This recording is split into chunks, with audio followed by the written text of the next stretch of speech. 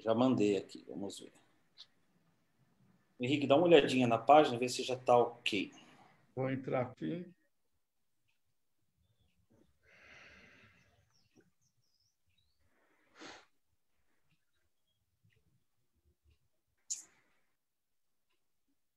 Eu acho que já estamos já uns 10 segundos. Já.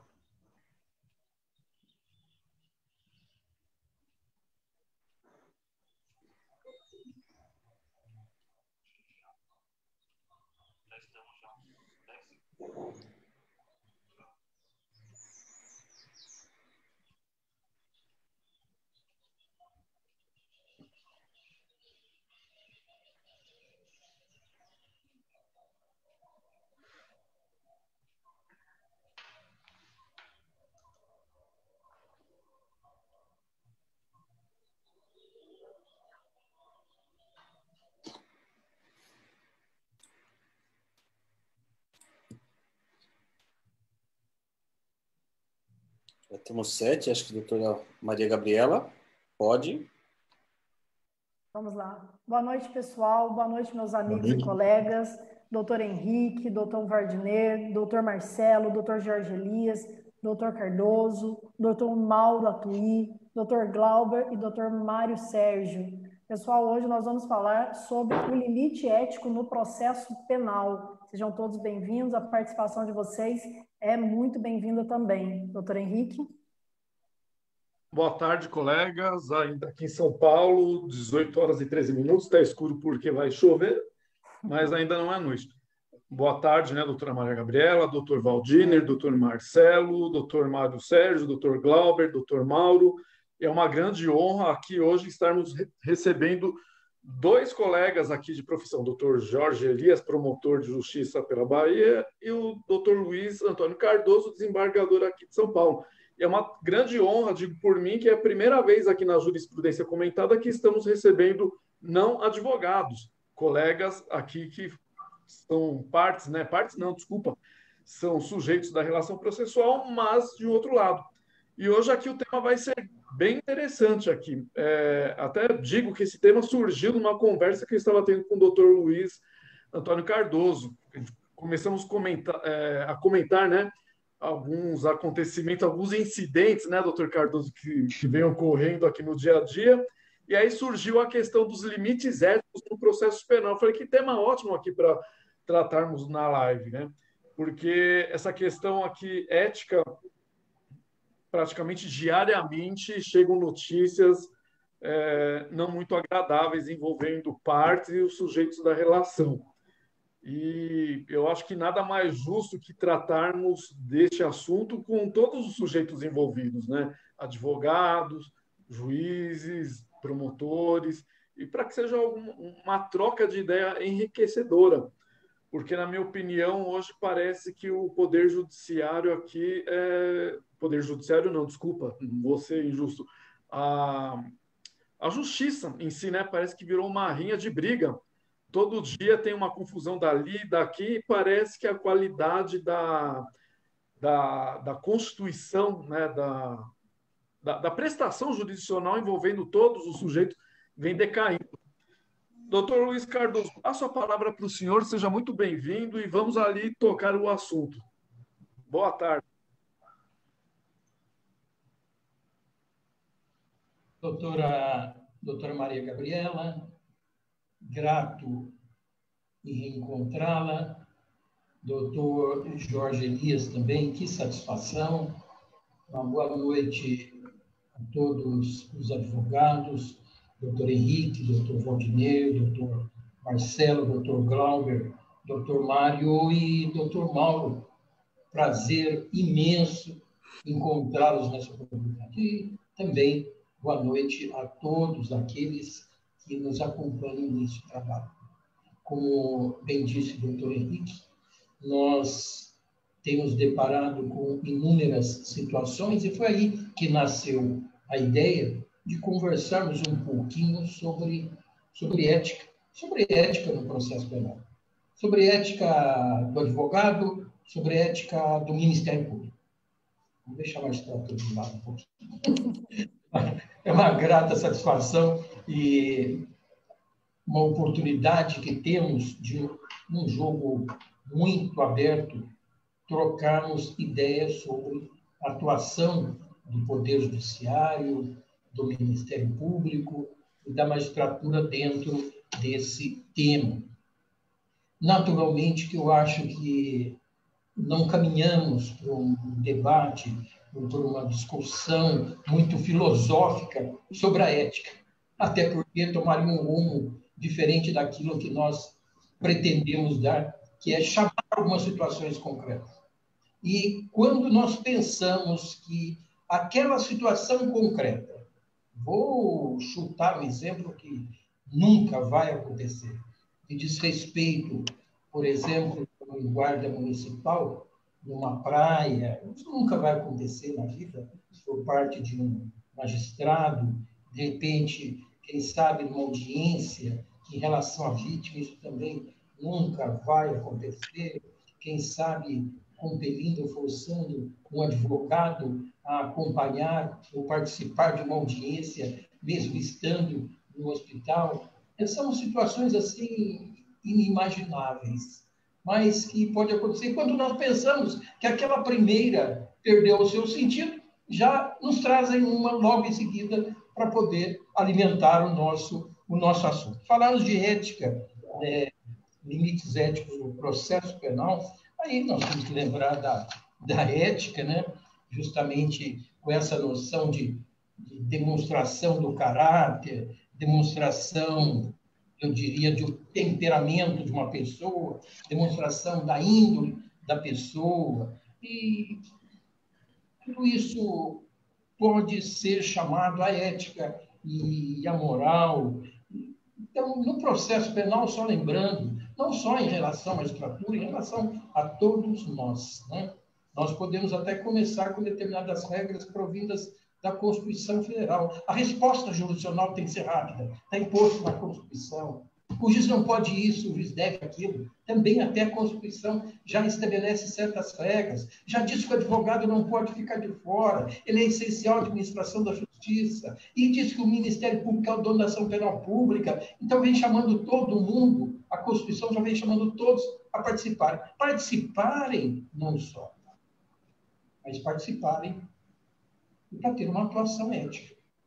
Vem aí, na sequência, a lei orgânica do Ministério Público impondo regras, vem a lei orgânica da Magistratura Nacional impondo regras também, e encontramos aí também o Código de Ética da Magistratura e certas limitações estabelecidas pelo Código de Processo Penal para a atuação do magistrado. Ele tem o dever, mesmo que não saibam, ele tem o dever de se dar por impedido, ele tem o dever de se dar por suspeito. Pode não ser caso nem de impedimento de suspeição, pode ser caso, inclusive, de incompatibilidade, que é questão de foro íntimo, e que só ele, em princípio, sabe, e que não é nem obrigado a dizer no que consiste. Olha, atuação ética de todos. Eu acho que é esse caminho que nós vamos seguir no nosso debate. Não é palestra, é simplesmente um jogo de bate-papo, um jogo muito aberto. Então, eu dou esse primeiro chute na bola para poder iniciarmos as nossas colocações. Doutor Cardoso, eu vou até passar um comentário aqui de um live espectador, o Alexandre Constantino. Ele fez um comentário que acho que é até legal. Essa questão, né, que eu até falei que hoje em dia parece que as audiências, as sessões, né, a persecução penal, parece que virou uma rinha de briga. E ele fez um comentário, não seria isso um reflexo da nossa sociedade fraturada em lado A e lado B, essas ditas rinhas cada vez mais inflamadas que estão presentes no judiciário? Parece que hoje em dia nós vivemos eles contra nós, nós contra eles, é o esquerdista contra o de direita, e parece que hoje todos os... Complementando, tá, doutor Cardoso, o comentário aqui do nosso live espectador, o Alexandre, parece que hoje a nossa sociedade vive realmente num estado de rinha, né? É o promotor contra o juiz, contra o advogado contra o juiz, é o eleitor do Bolsonaro contra o eleitor do Lula, e não está ocorrendo uma situação meio nesse sentido? O que o senhor acha? Eu também aproveito e passo a palavra para os demais colegas nesse sentido. Quem já se manifesta? Só aproveitando, Henrique, para a sua fala, o que acontece é que as partes às vezes esquecem que nós somos ex-adversos e não somos inimigos. Nós podemos estar defendendo teses diferentes, mas não somos inimigos. E muitas vezes confunde essa posição, achando, infelizmente, vou falar pelo lado da advocacia, muitas vezes achando que o advogado criminalista está defendendo o bandido e que ele defende o crime. E não é isso que acontece. Nós temos só a nossa posição dentro do processo de fazer aquilo que entendemos como justiça. E não defender o criminoso pela prática do crime, e sim pelos direitos que ele tem constitucional e processual. Se alguém quiser complementar, eu estou aqui para ouvir hoje. Então, senhores, vou ter as primeiras palavras, né? Inicialmente, cumprimentar a todos aqui na pessoa do mestre Luiz Antônio Cardoso, professor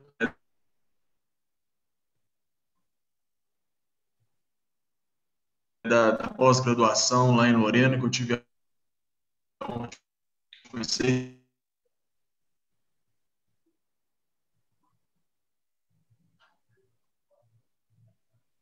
Esse é seu aluno que serviu de inspiração. Então, faço cumprimento a todos e na pessoa do comentário do telespectador, entre ideologias políticas, essa divisão entre partidos políticos, que é diferente das ideologias políticas, e até mesmo uma divisão entre gêneros, ou seja, nós vivemos uma crise realmente moral e ética dentro da sociedade. E a postura dos atores processuais, dos sujeitos da relação jurídica processual, elas muitas vezes, as posturas, elas vêm refletir o que está acontecendo dentro da sociedade. Porque nós não vivemos isolados, nós somos frutos do nosso meio, nós estamos integrados no nosso meio. Então, nesse sentido, não sei se foi um comentário ou se foi algum dos colegas que utilizou a palavra rinha. Realmente, as audiências, muitas vezes, elas parecem rinhas de galo, pessoas brigando ali como se houvesse uma pessoalidade na atuação. É como se não houvesse uma busca de todas as partes para prestação jurisdicional dentro do devido processo legal. Eu acho que o nosso parâmetro, o parâmetro ético, o parâmetro moral, sem entrar no conceito do que seria ética, do que seria moral, etimologia das palavras, o parâmetro deve ser sempre a observância do devido processo legal, a observância de todos os princípios e os valores que regem a relação jurídica processual, e a grande maioria desses princípios e valores estão propriamente na Carta Constitucional. Carta Constitucional essa que ela é seguidamente desrespeitada, ela é seguidamente não observada por diversas pessoas aí, vide algumas decisões da Suprema Corte brasileira aí, que a gente não vai entrar aqui nessa live, mas a gente sabe que muitas vezes se afasta do verdadeiro espírito da Carta Magna da Constituição da República. Então, as minhas palavras iniciais são essas. A questão ética dentro do processo reflete realmente a crise ética e moral que nós estamos vivendo na sociedade, é um reflexo disso, e os parâmetros iniciais sempre deve ser o devido processo legal formal e todos os princípios e todos os valores que deles são consectários.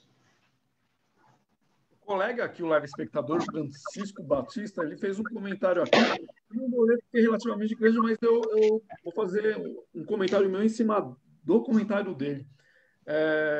Eu acho que hoje, com a questão, né, no pós-pandemia, pandemia não, né? A partir da pandemia, com a realização das audiências pelos sistemas de videoconferência, as mazelas, né, da instrução criminal vieram mais à tona. Muitas vezes, né, o que acontecia na audiência ficava ali dentro da sala e ficava por ali, a gente não tomava conhecimento, E hoje, todo dia, praticamente, você vai lá no Migalhas, se abrir lá, aconteceu algum problema de qualquer ordem na audiência. Qualquer deslize que teve um magistrado aparece. Aparece o advogado sustentando na rede, aparece uma advogada sustentando oralmente no STJ dirigindo o carro. Então, hoje, né, por conta do sistema aqui de videoconferência, tudo aquilo que não chegava ao conhecimento passou a chegar. E todo dia está tendo história, né? Eu até estava brincando esses dias nas redes sociais que essas audiências por videoconferência passaram a ser um verdadeiro tiro no pé, a depender do lado, porque tudo aquilo que não chegava ao conhecimento só chegar em rede nacional agora, né? Exatamente. Pode, doutor? Eu, como o doutor Cardoso, o doutor Mário, temos aí um pouquinho mais de estrada, no caso. Eu vou dizer por mim, pela experiência aí desses anos, eu entendo que isto sempre existiu. Estas diferenças, estas brigas, estas falta de respeito nas audiências, no tribunal do júri, sempre existiu com determinados juízes, determinados promotores e também determinados advogados. Então, é como o doutor Cardoso disse, vai de palavra, de pessoa para pessoa. Recentemente, eu fui surpreendido numa audiência. Quando eu entrei na audiência, o juiz ainda não se encontrava e coincidiu de nós dois entrarmos juntos. O juiz apontou o dedo no meu nariz e disse: fique o senhor sabendo que aqui no meu juízo, aqui na minha audiência, as coisas são sérias. Então, aquilo, o que aconteceu para me desestabilizar? Aí eu simplesmente respondi com calma, com equilíbrio, dizendo para ele o seguinte: o que o senhor quer dizer? Que quando eu faço audiência com os seus colegas, seja da primeira instância, seja da segunda instância e outras instâncias, o senhor está dizendo que lá é tudo bacalhado? É só aqui que é séria? Ou seja, então vai muito, acredito eu, de cada um de nós. Porque o desrespeito, ele existe, sempre existiu. Agora, com estas digitais, ou seja, audiências à distância, está aparecendo aquilo que não aparecia.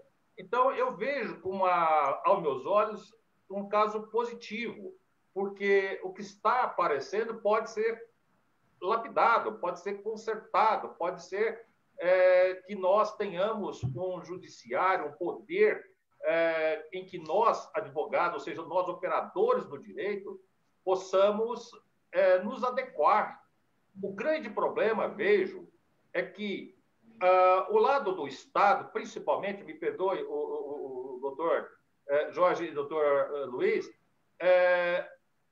fazem o processo legal, às vezes começa já na delegacia com uma certa dose de ânimo, de raiva, quando não raiva do caso, do acusado, sim, do defensor.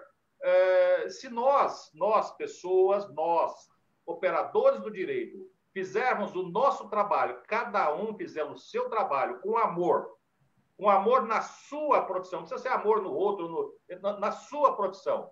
Cada um fazendo a sua parte, com amor, com dedicação, com toda aquela, como diz o doutor Jorge, com as palavras de honestidade, ou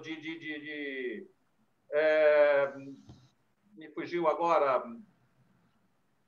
Ou seja, sem este lado negativo, eu acho que nós, com o judiciário, só tem a ganhar, e estas mazelas vão continuar acontecendo, e elas tendem a ser lapidadas, e quem tem que ganhar é a sociedade daqui para frente. Doutor Valdir, eu não sei se o senhor é o decano ou se o decano sou eu. Diretamente do fórum há 45 anos atrás. 45 anos atrás. Primeiramente como oficial de justiça, depois de 10 anos promotor de justiça, procurador, desembargador. E eu sinto uma diferença muito grande. De acordo com o tempo, vai passando, parece que as coisas vão piorando. Eu não me recordo, naquela época, no começo, acompanhando os trabalhos do fórum, com questões, quase que coloco, questões menores, às vezes com falta de respeito, seja por parte do advogado, seja por parte do promotor, seja por parte do juiz.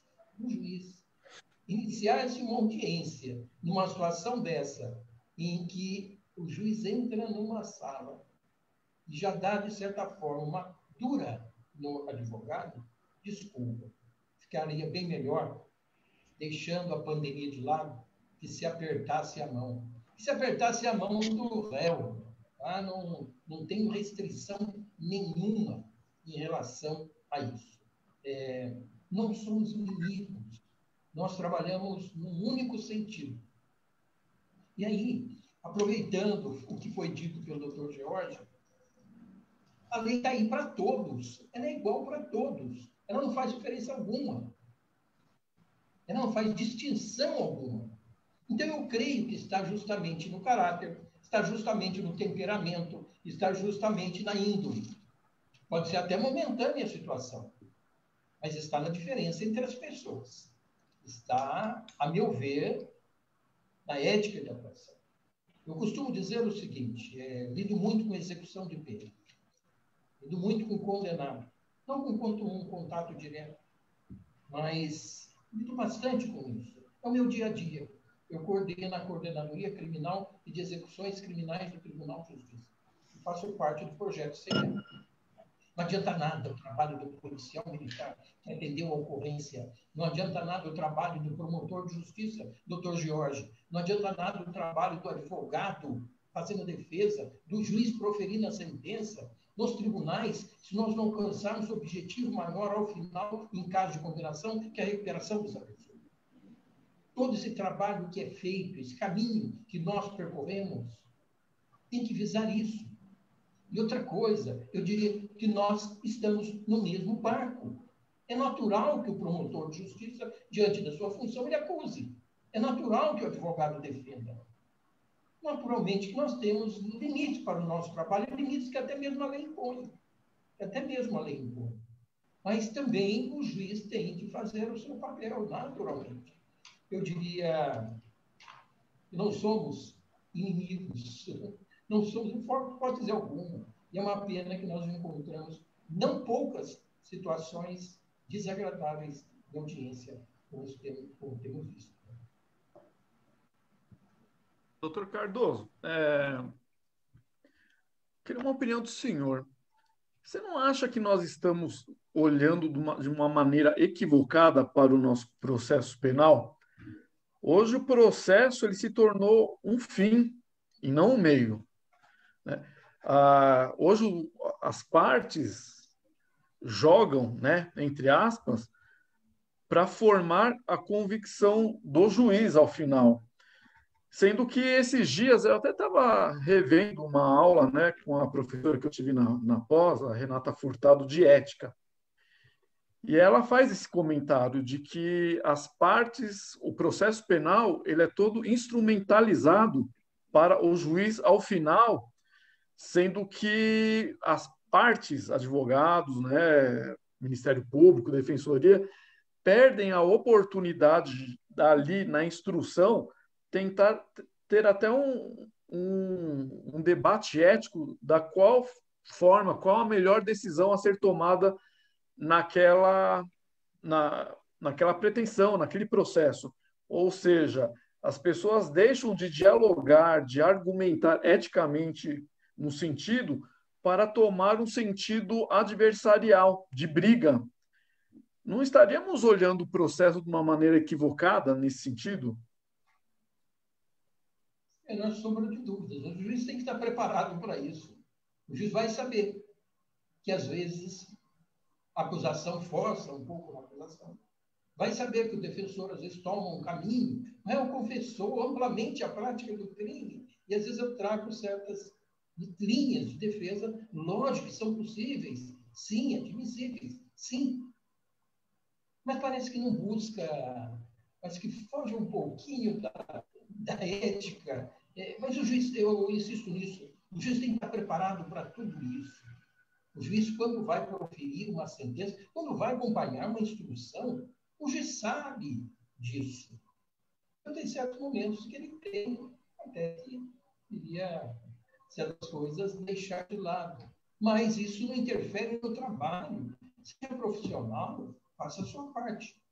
A defesa está alegando isso, insistindo nesse aspecto, não tem problema algum, decida de acordo com a sua consciência. Feito isso, tecnicamente justificando, e tudo isso está escrito.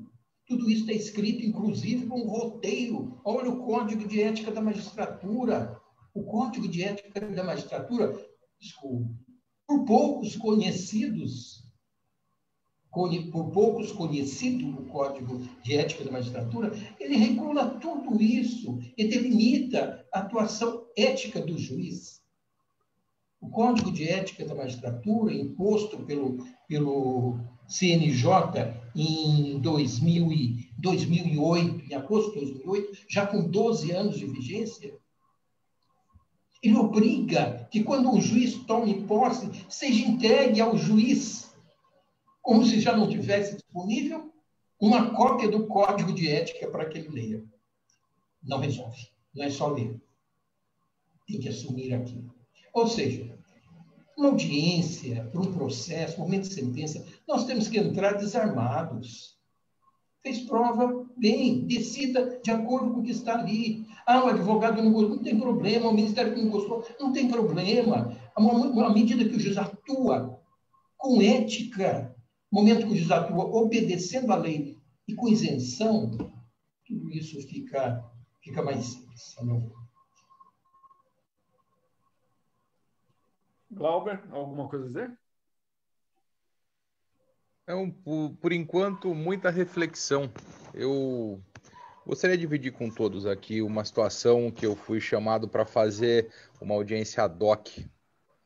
E quando a gente é chamado para fazer uma audiência ad hoc, quando eu fui chamado, o escrivão falou, o escrevente da sala falou, fica tranquilo, é sossegado. São 2 latrocínios tentados, tá tranquilo. Falei, bom, vamos lá. Eu sei que um réu estava preso em Minas Gerais e não podia ser levado para audiência aqui na cidade de São Roque, e o outro acusado estava foragido. E eu sei que o colega que veio para fazer a defesa, do rapaz que estava foragido, ele insistiu em cavar uma nulidade. Mas ele fez uma lambança na audiência, assim, de gritar com o promotor, gritar com o juiz, e até que ele falou o promotor, o senhor age assim aqui nessa cidade porque aqui não tem advogado. Eu falei, doutor, aí o senhor está ofendendo a mim e meus colegas porque aqui tem advogado sim. O senhor tinha que estar me defendendo. Eu falei, não, eu defenderia se o senhor tivesse correto. O senhor me desculpa, o senhor está equivocado. Eu sei que ele representou o promotor, acabou arrolando a mim como testemunha, mas eu não...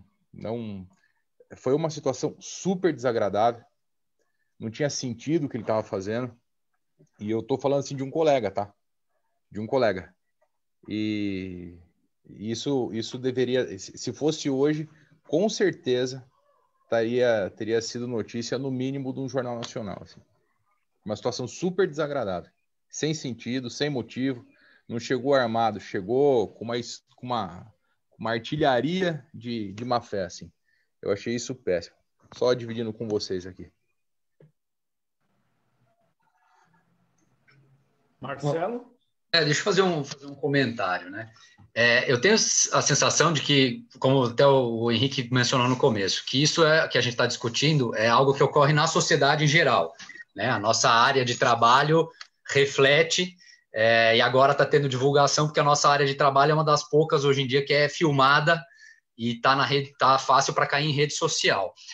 A sensação que eu tenho é que hoje todo mundo é obrigado a tomar posição de algo e tomar um partido, tomar um lado, escolher um lado. Aquele episódio do estupro coletivo, estupro culposo, ficou bem claro. Então, sem ler a decisão, colegas da área do direito começaram a reproduzir aquela falácia do tal do estupro culposo, e mesmo depois que se esclareceu que não constou na sentença, que não constou nas alegações finais, nem de defesa, nem de acusação, que ninguém menos falou em estupro culposo, continuavam a defender e postar que não existe estupro culposo, parecendo que não podiam voltar mais atrás, porque já tinham se expressado uma primeira vez, e acho que a rede social hoje cobra isso, né? Que todo mundo se posicione, e se você voltar atrás, então você traiu os seus princípios, e aí, na verdade, a ética, que é um princípio, né, tem vários princípios que regem o código de ética, ficam em segundo plano, porque todo mundo tem que defender aquela posição, e na nossa profissão, muitas vezes,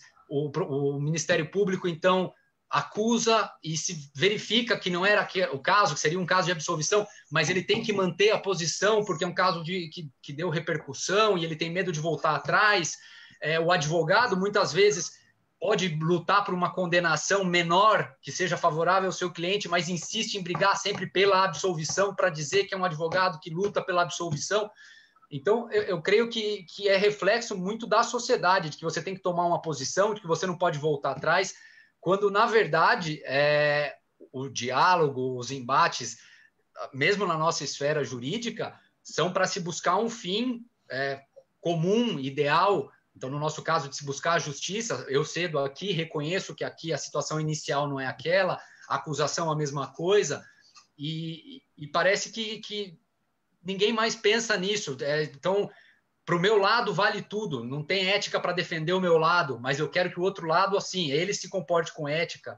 E é assim na política, a gente vê, eu conheço familiares que deixaram de se conversar por causa desse embate esquerda-direita na esfera política, coisas que a gente via só no futebol, né? Corinthians e Palmeiras, um fla-flu, uma rivalidade que você não cede de jeito nenhum, porque é aquilo que vem no seu coração desde a infância, e parece que hoje em todas as esferas da sociedade está assim.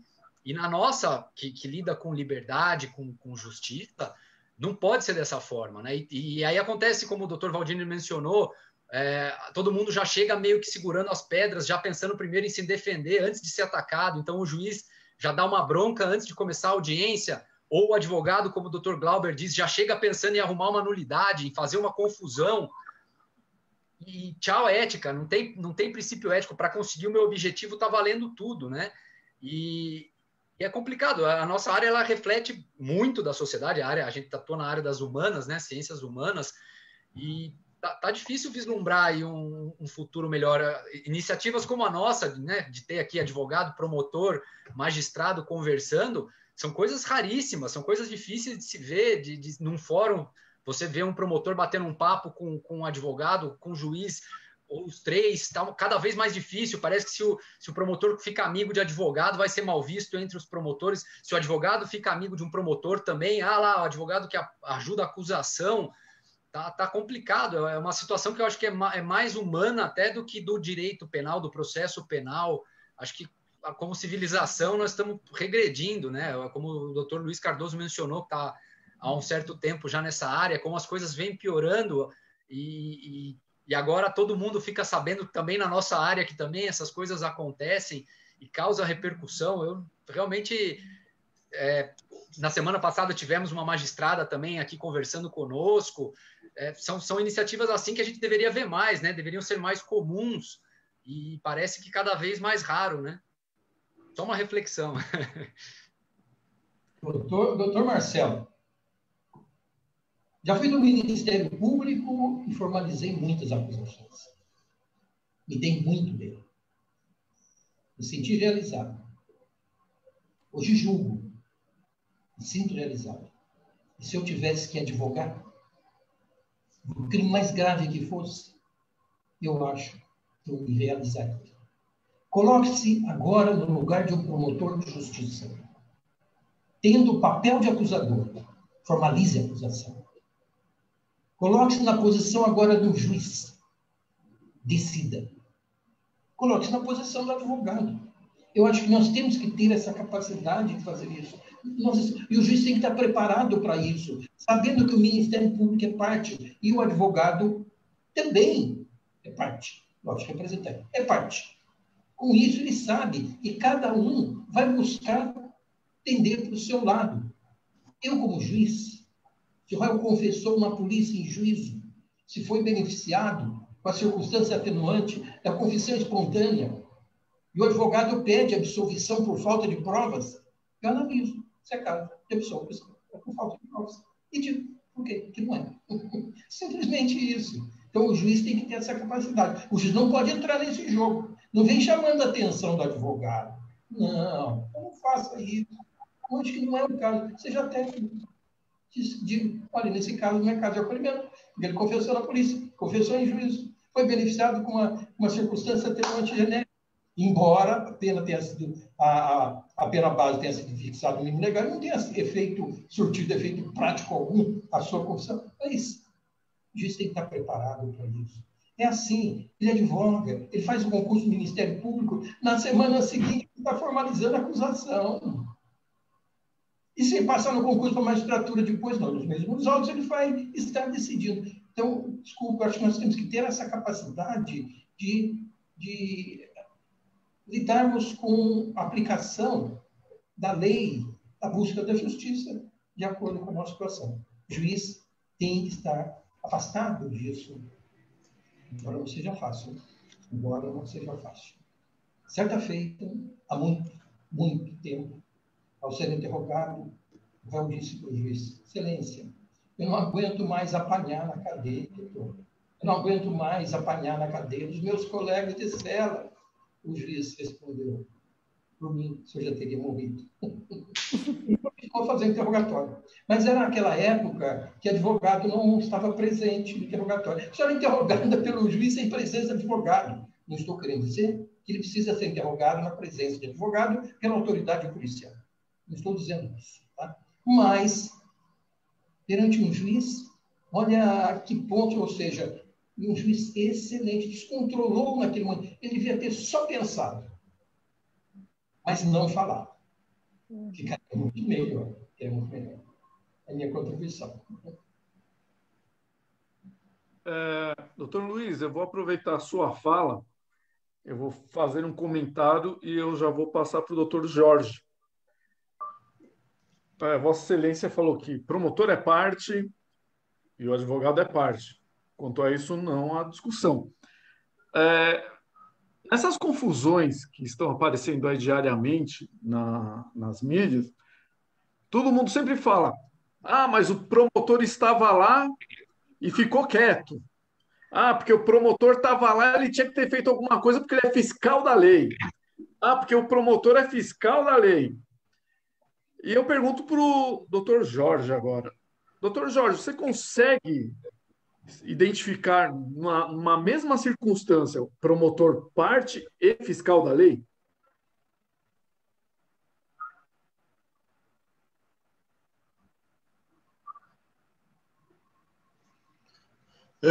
Doutor Henrique, só fazendo, antes disso, fazendo um comentário sobre a fala do colega. Eu lembro que eu fiz um júri em Barreiras, aí existia um assistente de acusação. Foi um júri que teve uma repercussão muito grande a nível regional, no oeste da Bahia. E o assistente de acusação, ele foi muito criticado pelos seus pares, pelos advogados, por estar do lado ali do Ministério Público. Era um advogado muito competente, que exerceu a função de assistente de acusação ali de forma muito correta, muito proba, e foi criticado ali pelos pares da advocacia. Só um comentário sobre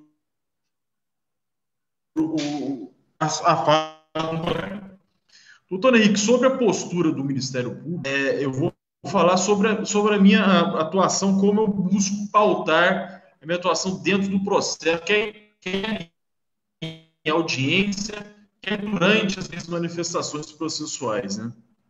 Eu acho que o norte do artigo 127 da Constituição, somente o caput, o Ministério Público, ele está ali para defender a ordem jurídica, regime democrático, os interesses sociais e individuais indisponíveis. Esse é sempre o norte de atuação do Ministério Público, na minha percepção, e é sempre eu coloco isso como norte na minha atuação. Na função como parte, Ministério Público como parte, dentro do processo penal, falamos aqui de processo penal, é a busca principalmente da reparação a uma lesão social. Eu entendo o crime, eu não entendo o crime como fato típico jurídico destinado a proteger um bem jurídico. A minha visão de crime está muito mais relacionada ao funcionalismo sistêmico de Jacobs. Eu acho que o crime ele expressa uma ruptura do tecido social, uma ruptura do que faz com que a sociedade permaneça coesa. Então, a partir disso, a atuação do Ministério Público ela tem que ser sempre direcionada à reparação dessa lesão da estabilidade de toda a sociedade, como parte. Mas, como fiscal da lei, resta evidente que o Ministério Público ele não pode nunca confundir parte, pessoalidade e a sua função como fiscal da lei. No caso concreto, é mais fácil de ser sentido do que ser explicado. Então, mesmo defendendo a postura de parte da ação penal, sustentando a acusação de um fato que provocou uma ruptura no tecido social, o Ministério Público, da minha parte, se houver algum tipo de nulidade absoluta apenas, eu não tenho nenhum problema em arguir nulidade absoluta. Se o Ministério Público, eu estando atuando, quando eu vislumbro, eu percebo que eu não consegui me desincumbir do dever de provar a prática do fato típico, antilícito e culposo, eu também não tenho problema nenhum em pedir a absolvição do réu, ou dos réus, ou de quem quer que seja. Então, a postura dentro do processo do Ministério Público tem que ser muito bem dividido. Eu acredito que pelo Ministério tem que ser muito bem dividida a postura como parte, como órgão de defesa da sociedade, eu enxergo o Ministério Público assim, mas também a gente não pode jamais se afastar que também cabe ao Ministério Público a defesa do regime democrático e da ordem jurídica. Então, na questão específica, nessa seara de fiscal da lei, sempre quando houver uma nulidade, sempre quando houver um abuso por parte de qualquer dos atores da relação jurídica processual,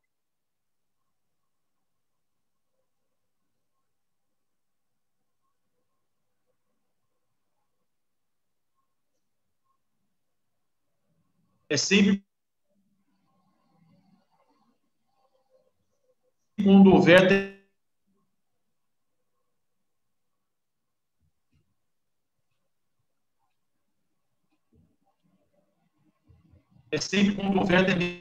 mesmo equívoco por parte do membro, o próprio eu reconhecer a própria início de conversa, né? Ética dentro da relação do membro, não é fácil fazer isso, mas a neutralidade ela tem que atingir o máximo possível o MB como parte, ou seja, sustentando uma acusação de um fato que provocou uma lesão na sociedade. Obviamente, estou manifestando uma posição própria, estou afastando a questão do bem jurídico, o crime como tutela do bem jurídico, etc.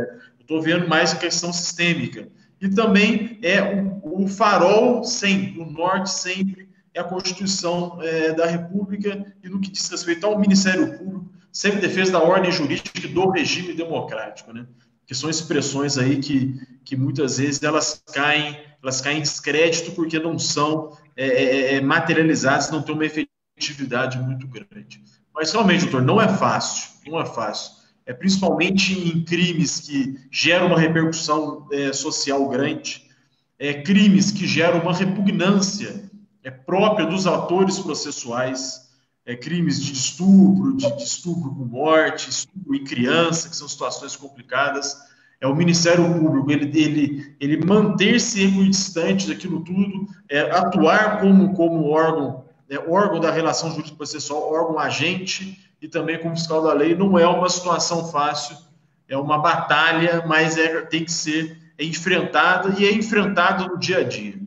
todas as palavras que a gente fala aqui, às vezes a realidade ela apresenta-se com um viés, com uma tonalidade diferente e que a gente tem que saber se adequar, mas sempre tendo um farol. O farol é sempre a Constituição, de todo operador do direito tem que ser a Constituição. E no Ministério Público, especificamente, principalmente, lá o artigo 127, caput.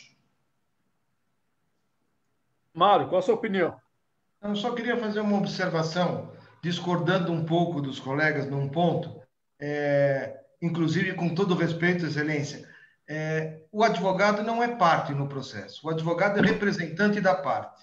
A qualquer momento, porque eu costumo brincar na faculdade em que eu dou aula, em que quando a gente fala quem é parte no processo, são aqueles que não podem desistir do processo.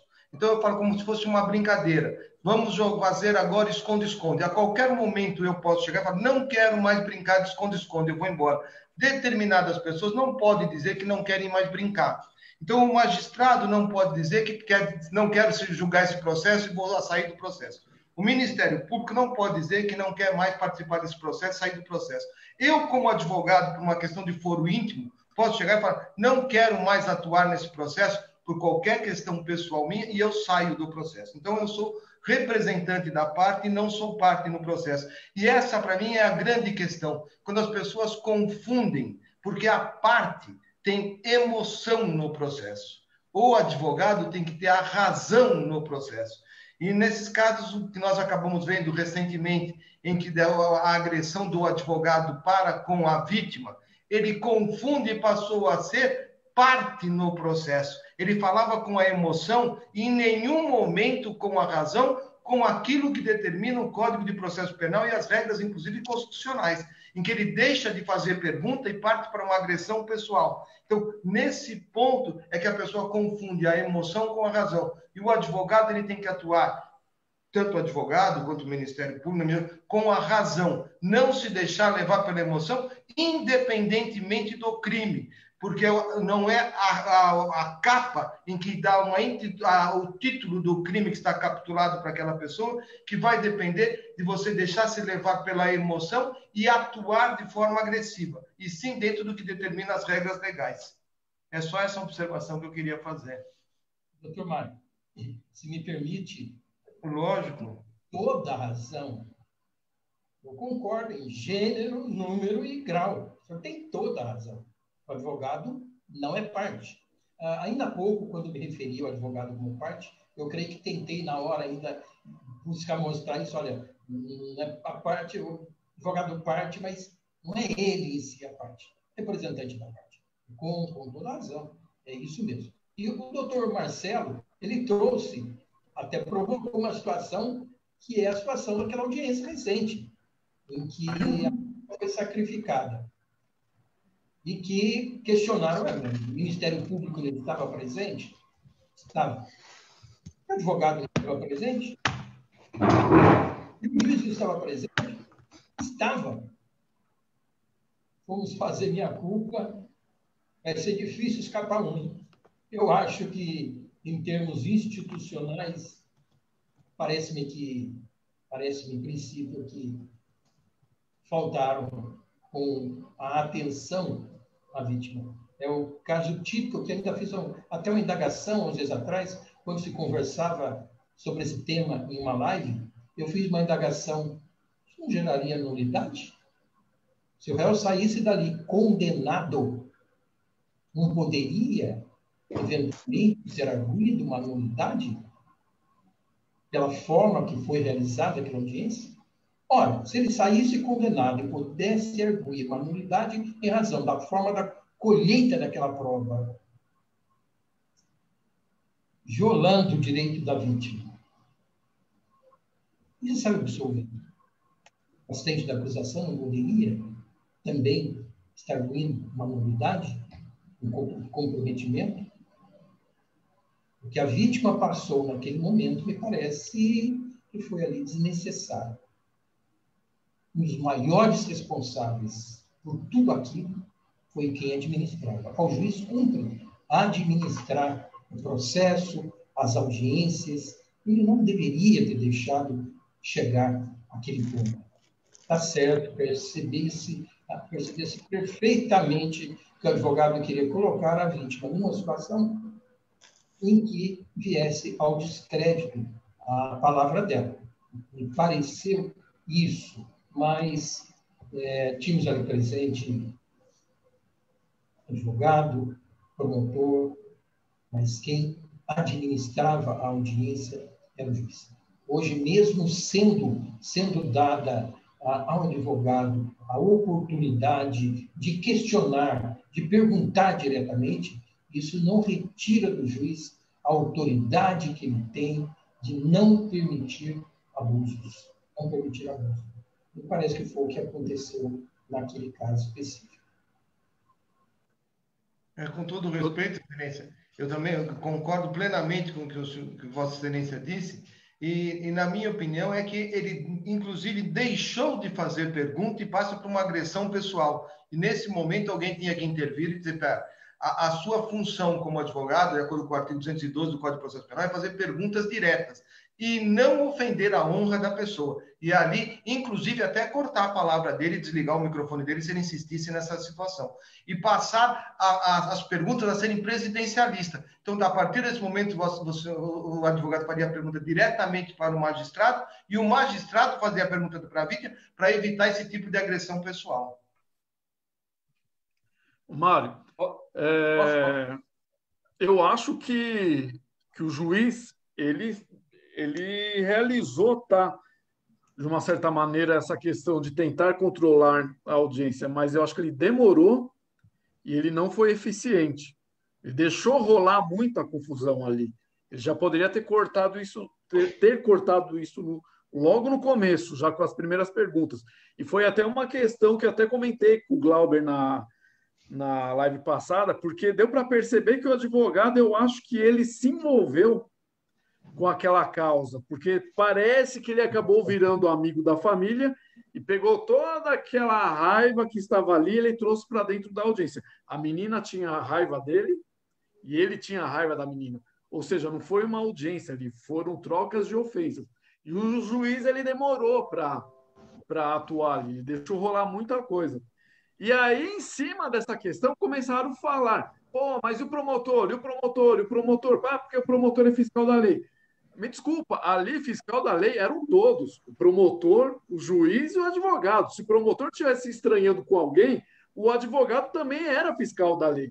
Então, quando eu falei para o Jorge dessa questão que as pessoas ficam, pô, o Ministério Público é o fiscal da lei, é fiscal da lei.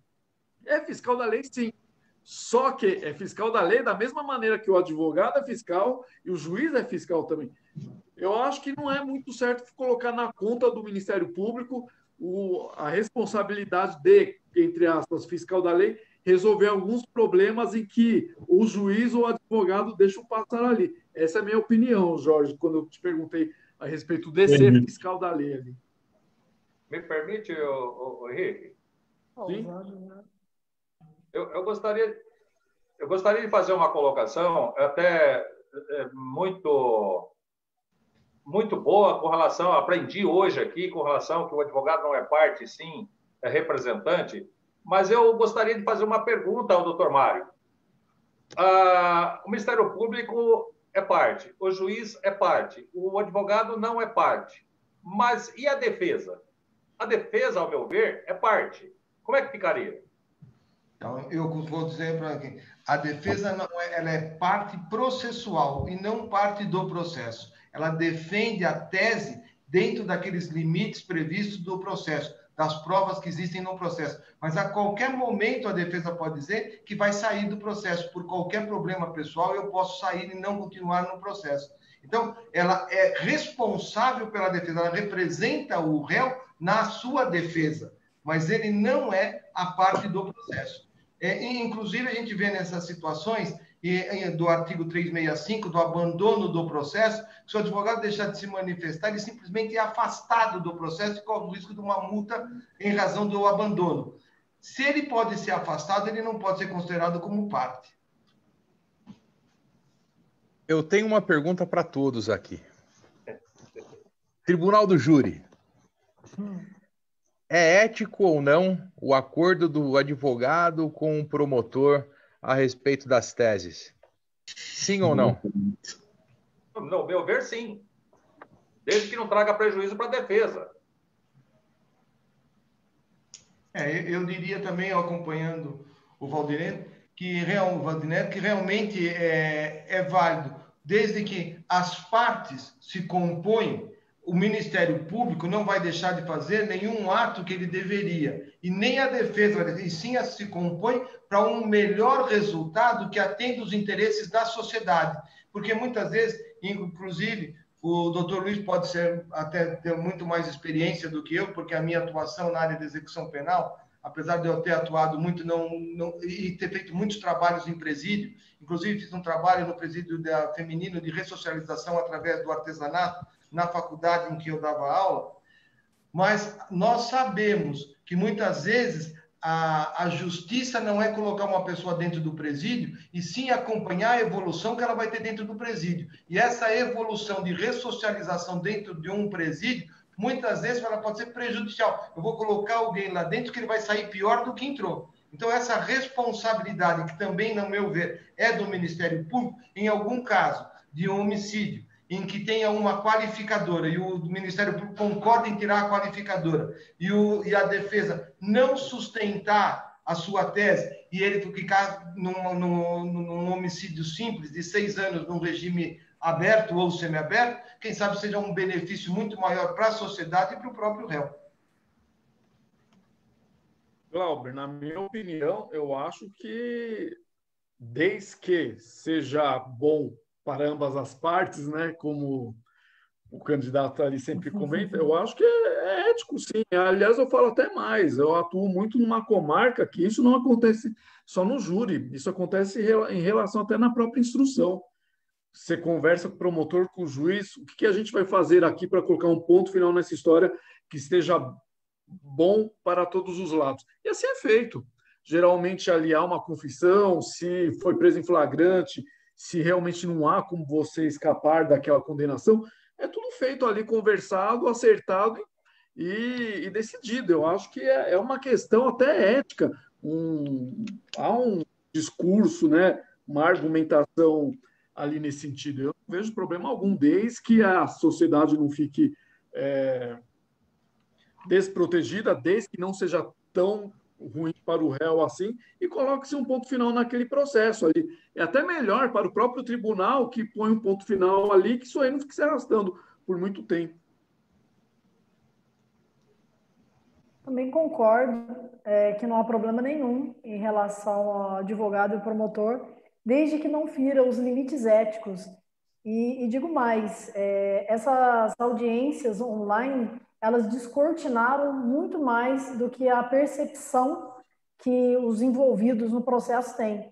E nunca esteve tão atual a teoria de John Rawls sobre o véu da ignorância, né, que ele escreve no livro Uma Teoria da Justiça. Ele diz que todos nós temos que vestir o véu da ignorância e nos colocarmos no lugar do outro. E quando nós não sabemos os nossos papéis sociais, nós também estamos menos suscetíveis a agredir o direito do outro. E eu acho que, nesse momento, a gente sempre tem que lembrar de colocar esse véu da ignorância e respeitar a ética. E não fazer o contrário, colocar na ética o véu da ignorância e desrespeitar alguns limites que são intangíveis. Mas promotor e juiz, respeitados esses limites, colocado esse véu também, não há problema algum. Feito. Posso fazer um questionamento? Acho que é meio polêmico. Falando em júri também, aproveitando o Dr. Glauber. No júri tem a famosa plenitude da defesa, né? Que se tolera e se permitiria quase tudo em prol da defesa. E aí, como é que ficam os limites éticos, né? Uma audiência como aquela ocorrida no caso famoso aí da Mariana Ferrer, se fosse o advogado inquirindo a vítima daquela forma no julgamento pelo plenário, na sessão, com o princípio da plenitude da defesa, aí está liberado, porque sempre a gente ouve muito falar isso, né, de que no júri a defesa tudo pode em razão da plenitude da defesa. E aí, o que vocês entendem com relação a isso, a comportamentos? Se permite, às vezes, até ofensa, promotor e advogado trocam ofensas, E tudo sempre, a plenitude da defesa, tá válido. Qual é o entendimento de vocês com relação a isso? Tchau, ética, ou também segue o mesmo critério, o mesmo padrão ético tem que prevalecer? Posso responder a primeira? 25 Vai lá, anos, doutor. 25 anos promotor de justiça. Não me recordo de ter feito acordo em nenhum caso. Eu me recordo advogado procurando, eu disse a ele, vou agir de acordo com a minha consciência. Se achar que é caso de pleitear, a qualificadora pleiteia, o senhor vai se manifestar depois, em tempo suficiente. Se achar que é caso, fique muito à vontade. Mas eu não me sentia bem nesse termo, firmar. Podia até pedir absolvição, podia pedir desclassificação. Eu sempre fui resistente a isso. O que importa, a meu ver, que haja de acordo com a consciência. Até porque eu creio que o promotor estiver abrindo mão da qualificadora, é porque ele entende que a qualificadora não seria reconhecida, é que não deveria. Eu prefiro pensar por esse lado. Por outra coisa, no que diz respeito a cerceamento de defesa, eu acho que esse termo, cerceamento de defesa, é a defesa da tese. Embaixo. O seu posicionamento que não tem nada a ver com o advogado, pode ser com relação ao promotor. Eu posso cercear a defesa do promotor, cercear a atuação do promotor, e cercear a defesa do advogado, a atuação do advogado. Acho que esse cerceamento de defesa é muito amplo. Às vezes existe situações em que o promotor se vê cerceado de sua defesa, de sua atuação. É um pensamento que eu tenho. Eu concordo plenamente com Vossa Excelência. Seria cerceamento de tese e não cerceamento de defesa. Porque não significa que o Ministério Público não esteja defendendo a sua tese e que, ao momento de eles terem, de alguma forma, ter interferência na fala dele, está cerceando a defesa da tese dele. Então, quem sabe, se fosse chamado de cerceamento de tese, não teríamos essa conversa. E eu diria para você o seguinte, Marcelo, porque infelizmente eu tenho que sair, que eu vou dar aula agora às 19h20. Nessa questão, mesmo no plenário do Tribunal do Júri, essa atuação do advogado não poderia ser admitida, porque ele pode fazer perguntas e não agredir a vítima da forma como ele agrediu. Eu não sei se aquela foto em que ele mostra, se ela está juntada aos autos ou não. Se ela não tivesse no Tribunal do Júri, ele estava causando uma nulidade absoluta que teria que dissolver o conselho de sentença e parar o julgamento imediatamente. Eu peço desculpa a todos os que estão aqui presentes, é que, infelizmente, hoje mudaram o meu horário de aula, que normalmente é das 21h10, mudaram para as 19h10. Então, eu tenho que me ausentar. Desculpa, e eu sei que é uma falta de ética sair no meio de uma conversa e que eu gostaria de aprender muito. Peço desculpa a todos, tá? Muito obrigado, boa noite para vocês. Boa noite, obrigado. Boa noite. É prazer. Prazer foi meu. Marcelo, essa pergunta que você fez, aliás, foi um dos temas de uma conversa que eu tive com o Dr. Cardoso, né? Até onde que se dá os limites da ética numa defesa, né? Porque nós temos ali no nosso Código de Ética, né, no artigo 7º, parágrafo 2º, a imunidade profissional, né, a imunidade em relação a determinadas condutas. E aí vai bem naquilo que você falou. Mas numa conversa que eu tive com o Dr. Cardoso, essa colocação é bem pertinente. Até onde que é esse limite da imunidade? Até onde eu posso ir, né? E isso, o nosso código aqui, ele não é bem claro. O advogado, lá no caso da Mariana Ferrer, ele falou, eu agi dentro dos limites da lei. De uma certa maneira, sim, porque está dizendo, né, que o advogado ele é imune pelas suas palavras. Mas é uma imunidade ad infinito, né, doutor Cardoso? O doutor Jorge, o que acha disso, né? Do acordo do MP? Sim. Pode falar? Vamos lá?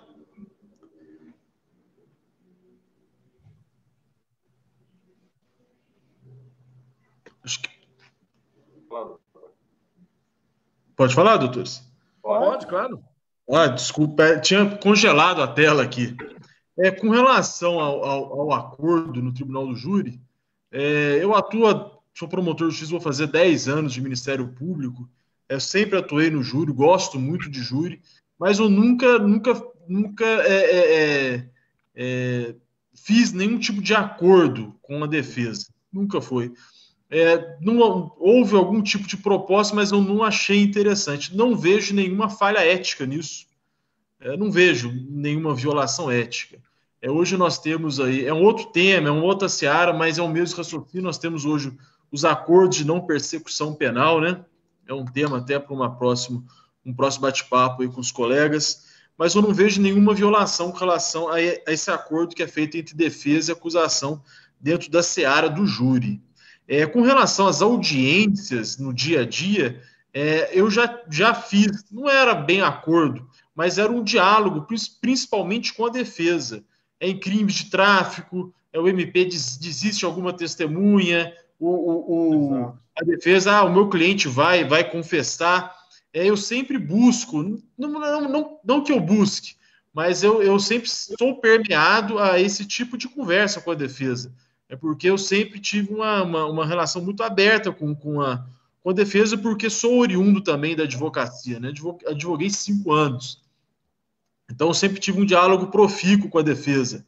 Então, já houve esse, entre aspas, vamos colocar bem entre aspas, né? Esse acordo entre acusação e defesa, principalmente dentro das audiências, no dia a dia dos fóruns, somente em crimes de tráfico de drogas, em que o indivíduo é pego traficando, a priori ele nega, mas o advogado orienta ele a confessar, o MP desiste de alguma testemunha de acusação, testemunha arrolada pela acusação, e depois tem uma diminuição de pena, de um tráfico privilegiado, etc. Então, esse acordo, não vejo nenhuma falha ética nisso, nunca ocorreu na minha atuação profissional dentro do júri, nunca achei interessante. Ocorreu, sim, nesses termos, quando nas audiências do dia a dia do fórum, principalmente crime de tráfico de drogas, aqueles pequenos traficantes em que existe uma linha tênue entre o que é um traficante de maior vultoso dentro da cidade ou pequeno traficante. Manifestando em relação à pergunta do colega, os limites éticos dentro do Tribunal do Júri, eu estou de acordo com, salvo engano, com o doutor Mário, que teve que se ausentar. Dentro do Tribunal do Júri existe uma elasticidade maior. Nós sabemos disso. O Tribunal do Júri ali, ele não é eminentemente técnico, mas nunca podemos permitir um tipo de postura daquela forma, se fosse dentro do plenário do júri. O plenário ali, ele é permitido uma série de instrumentos retóricos, uma série de possibilidades narrativas, mas nunca a diminuição ou a subjugação de uma suposta vítima, nunca o desrespeito, nunca uma agressividade. Entendeu? Então, a ética dentro do Tribunal do Júri, dentro dos embates, do plenário, apesar do plenário permitir algum tipo de excesso, novamente, utilizando as aspas aqui, é permitido algum tipo de uma linguagem um pouco mais incisiva, mas nunca pode adentrar no campo pessoal, nunca pode adentrar no campo da pessoa em si. Esquecer que ali existe uma parte. O doutor Mário, ele teve que se ausentar, mas a questão de parte ou não parte, nunca se pode pessoalizar, utilizar uma outra expressão. Nem MP, nem defesa, nem magistratura.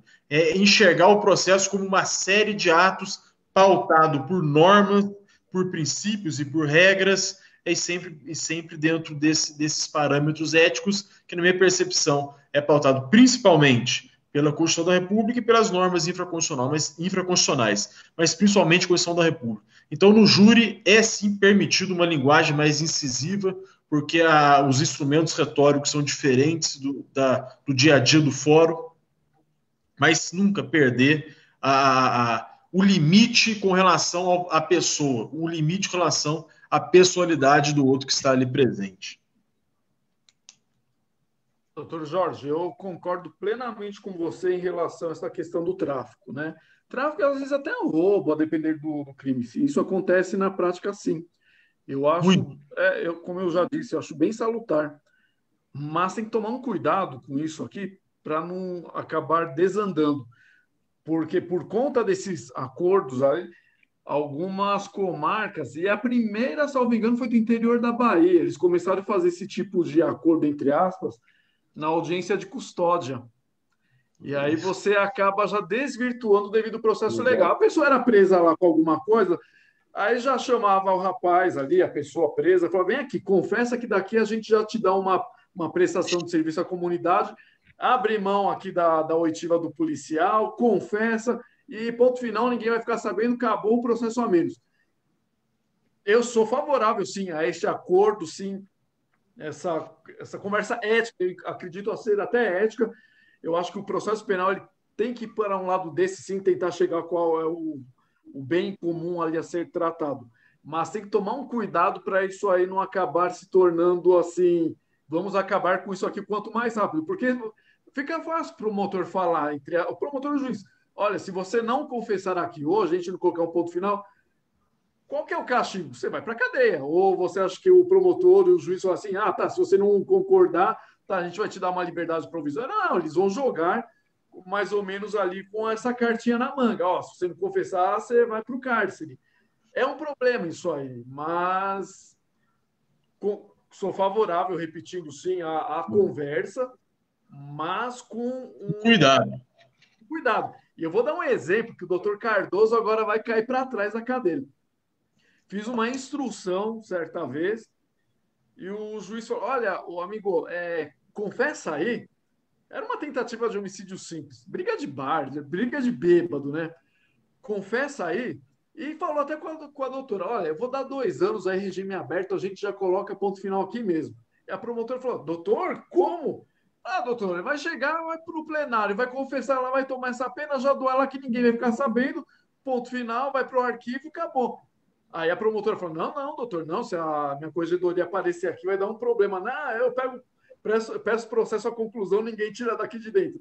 Então tem que tomar cuidado com essas informalidades, porque a gente pode chegar nos extremos, né? Com certeza. Isso nós encontramos. Período, começo de carreira, eu trabalhei em uma determinada comarca em que há muitos anos não tinha júri, porque não havia homicídio. Só havia lesão corporal seguida de morte com pena de 4 anos em regime aberto. Denunciado por crime de homicídio, inclusive qualificado, no momento que seria da pronúncia, desclassificava e completamente contra o texto da lei, se desclassificava, já condenava por lesão corporal seguida de morte, já se aplicava a pena de 4 anos em regime aberto. Isso acontecia e o juiz até estranhou um tanto quando eu fui para essa comarca. Ele dizia que eu fui mandado por encomenda. Não fui por encomenda, me inscrevi, a vaga estava aberta e aí passou a ter júri na comarca de Minas. Então, quando eu ouço isso, não me estranha muito. Raríssimo. Isso é uma situação isolada. Eu fui apenas nesse lugar e essa pessoa sozinha, não. Porque tinha um juiz, um promotor e concordavam com esses termos. Isso, infelizmente, a gente... Mas, com certeza, isso justifica uma reprovação dos órgãos de corregedoria. Não poderia ocorrer. Ética. Bom. Ô, Henrique, aproveitando que você mencionou a imunidade, né? Até o advogado, no caso lá do estupro culposo, ele chegou a mencionar, o mesmo dispositivo que concede, né, a imunidade para não responder por injúria, difamação, ao seu final também ele esclarece, né, que é sem prejuízo das sanções disciplinares perante a OAB, pelos excessos que cometer. E no Código de Ética, já no começo, no artigo 2º, parágrafo único, diz os deveres do advogado, e de cara, inciso 1 e 2, ele já violou ali, né? Então, assim, ainda que ele não vá responder pelos crimes cometidos aí contra a honra da vítima, naquele caso, em termos de ética, ficou evidente que ele violou todos os parâmetros éticos que, como diz o nosso código de ética, ele teria que preservar com a sua conduta a honra, a nobreza e a dignidade da profissão. O que ele já, com aquele tipo de comportamento, obviamente não fez. Então, assim, ainda que tenha a previsão, né, de que ele estava imune, não significa que aquele comportamento é ético, nem admitido pelo nosso próprio código de ética, né? É bom também deixar isso claro, que não é que ele fique isento de qualquer punição, de qualquer sanção. Ele não vai responder criminalmente, mas tão grave a conduta em termos de violação do nosso código de ética que o mesmo estatuto da advocacia, no artigo 7º, parágrafo 2º, diz que ele é imune, mas que vai responder pelos excessos perante as sanções disciplinares éticas da OAB, né? Só para complementar Mas esse que é o problema, né, Marcelo? São todas expressões em abstrato, porosas, e que nenhuma te traz ali qual que é o limite do negócio. Eu acho que a gente pode polemizar um pouquinho agora, né? Vamos falar aqui do assunto do dia, né? Que foi a questão lá do nosso colega, o Dr. Flávio Grossi. E vai muito naquela coisa que você falou, Marcelo. Pô, você tem que ser A ou B. E até como o leve espectador falou, vai todo mundo para um lado, você meio que é determinado aí para nesse sentido. Isso aí, o doutor Jorge com certeza deve saber, a doutora Maria Gabriela também, que em ética nós podemos falar em determinismo, né? Que é uma questão ali que até te tira um pouco da capacidade de reflexão ética de certos comportamentos, se tira a liberdade. A OAB ela está caindo em cima do que está acontecendo ali. O doutor Flávio Grossi, que é colega nosso, né, da comissão, né, Marcelo, Glauber e o Mauro sabem, é um advogado muito bom, muito aguerrido, aquele que compra a briga mesmo, mas a questão que eu trago para todos vocês aqui, o que vocês acham daquilo ali? Mais da questão do assistente de acusação que não poderia comparecer na audiência e foi tratado daquela maneira. Qual que é a opinião que vocês têm? Pode começar com a Gabi, aí de cima mesmo. Pois é. Aquela questão ali, com certeza, feriu toda a razoabilidade e bom senso. Porque quando a gente fala em ética, fica, às vezes, muito restrita àquela parte principiológica, porosa, mas bom senso faltou certamente. E aquela audiência não deveria ter acontecido. Aquilo, eu acho que cabe uma representação em face dessa, não vou dizer arbitrariedade, mas dessa falta de bom senso que com certeza deve estar disciplinada no código de ética ali paralelo, né, que está norteando ela. Mas, antes de tudo, como bem iniciado pelo Dr. George e também Dr. Cardoso e os demais colegas, falta o bom senso humano. Faltando o bom senso humano, faltando o respeito pelo outro, não é de se admirar. E é muito bom, apesar do Dr. Marcelo ter falado, muito bem falado, que a gente está nesse momento midiático de aparecer, mas isso é ótimo, viu, Dr. Marcelo, porque isso tem descortinado realmente o caráter das pessoas e como as pessoas enxergam o outro. Então, eu acho ótimo que isso aconteça, até mesmo para que o CNJ, CNMP, o Tribunal de Ética da Advocacia comecem a tomar providências contra essas arbitrariedades ditas falta de bom senso. Doutor Jorge. Eu vou no mesmo sentido aí da parte bonita e inteligente da família, que é a minha irmã, Gabriela. Ali faltou bom senso, principalmente. Fazer uma audiência com um colega advogado hospitalizado, ali faltou bom senso, faltou humanidade, ali faltou uma série de fatores ali por parte da magistrada ou magistrado, não sei se era homem ou se era mulher. Faltou ali no mínimo, bom senso, uma falta de humanidade.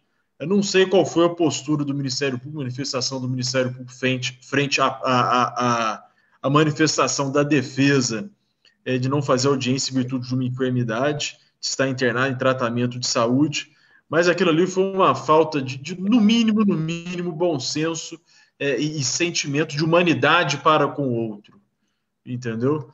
Foi no mínimo isso. Então eu faço de minhas as palavras de Gabriela, que faltou realmente no mínimo um bom senso ali por parte ali do órgão da magistratura e também, mais ainda, o mínimo de humanidade.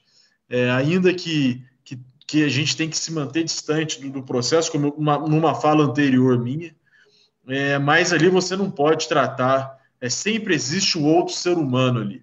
Não é nem um advogado, não é nem um promotor, não é nem um juiz, não é nem um autor ou vítima, é sempre um ser humano que está ali, é um igual a ti, é uma outra pessoa que está ali dentro da relação jurídica processual. Então, foi uma falta muito grande de, no mínimo, um bom senso.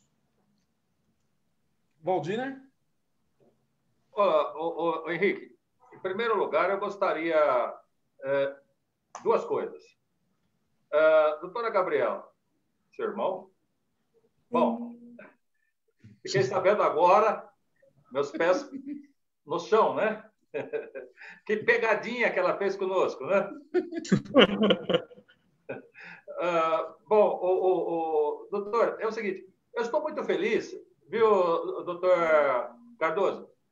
Estou muito feliz, doutor Jorge, que hoje a nossa live nos demonstra ser uma extensão da live que eu fiz com a doutora Gabriela. Ela, não sei se percebe, as colocações, a postura do doutor Cardoso, a postura do doutor Jorge, as palavras colocadas são praticamente aquela live, o segmento daquela live que nós fizemos sobre o Tribunal do Júri. Bom, agora, com relação ao fato de estarmos aí com o nosso colega internado e esta situação, entendo, não importa que esteja o colega no lado da assistente da acusação ou na defesa, eu acho que o magistrado tem que ter bom senso. A justiça é bom senso e feita de bom senso, em especial pelas pessoas e que utilizam esse cargo e de bom senso. O colega está internado. Eu tive ocasiões em que eu não pude fazer o tribunal do júri, tudo montado. Naquele momento de ir para o tribunal do júri, um colega foi lá e disse: olha, o doutor Valdiner está fazendo isso, está acontecendo isso, está passando mal, está sempre lá. O juiz imediatamente atendeu. Ou seja, que era muito pior, era um tribunal do júri, tudo montado, todo ali o plenário, todos no plenário, o juiz suspendeu. Vai fazer o quê? É humano. São circunstâncias que ocorrem com o ser humano. Aí está um grande problema. Às vezes, nós, na justiça, nos coloquemos acima das necessidades e postura humana.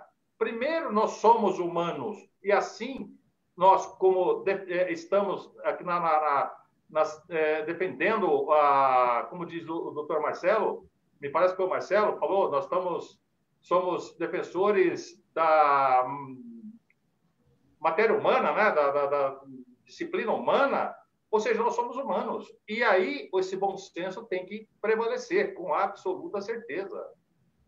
Eu não concordei, não concordo, eu acho que o doutor magistrado aí realmente tem que levar um puxãozinho de orelha para se assentar. Glauber? O símbolo principal da justiça é a balança, acho que equilíbrio é tudo. E qualquer coisa que force a barra, force o elenco da audiência, que é juiz, promotor, advogado, atrapalha e não se chega ao que a gente busca, que é a justiça. Então, esse advogado internado fazendo audiência, acho que foi o cúmulo. É muito triste, né? É triste para nós e não tem o que a gente precisa, que é o equilíbrio. Todo mundo tem que estar equilibrado, em sintonia, porque a ideia de todo mundo é uma só. Pelo menos é assim que eu ajo, tá? É assim que eu ajo e assim, dentro de qualquer, seja um tribunal do júri, seja uma audiência, enfim, tem que ter o equilíbrio, porque é esse equilíbrio que vai chegar ao senso comum e tentar o melhor pro réu, que o processo visa isso, o que é melhor para ele. É isso. Marcelo? Obviamente, é um ato até chocante, né? Quando eu vi a primeira vez, a primeira imagem, assim, é chocante ver. Ele estava realmente muito debilitado. E faltou empatia, né? Da parte do magistrado, eu acho. Faltou empatia que, como eu já mencionei, tanto falta aí na nossa sociedade atual. Ninguém se coloca na posição do outro. O que eu acho, e que eu acho que também é a razão da pergunta do Henrique, da polêmica, é que o magistrado levou em consideração que há um promotor de justiça, né? Que o assistente de acusação é obrigatório no processo e que, por isso, ele talvez tenha entendido que, não, vou manter a audiência e o assistente não vai participar porque está internado. Estou fazendo um exercício aí de imaginação do que passou na cabeça do magistrado. Falou, vou tocar a audiência, ele não vai aparecer.